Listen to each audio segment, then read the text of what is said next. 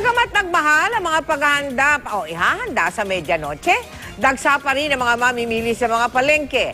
Mula sa Commonwealth Market sa Quezon City, nakatutok live si Susan Enriquez.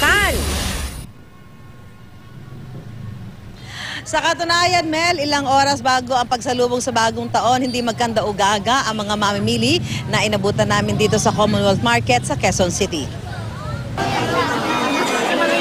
Umaga pa lang makapal na ang pila ng mga mamimili dito sa Commonwealth Market. Halos hindi makausad ang mga tao sa loob.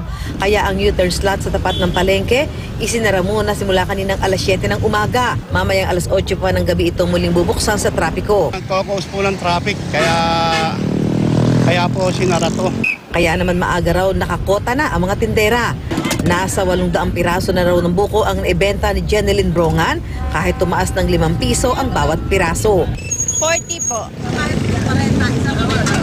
Opo. Bumibili pa rin kahit paano.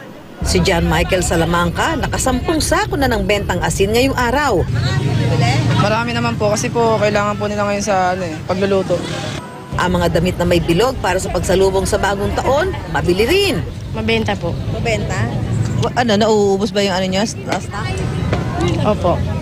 Ang tindahan naman ng kakanin at noodles na ito, nagbaba ng presyo kaya sobrang dami ng mga bumibili. Ang iba po ayaw na po kasi magluto eh. Gusto po, diretso kain na po.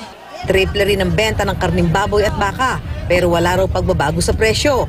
180 pesos ang kilo ng pork at 280 pesos naman sa karne ng baka. Sa ngayon po, okay po yung bentahan natin kasi bagong taon lahat naghahanda po.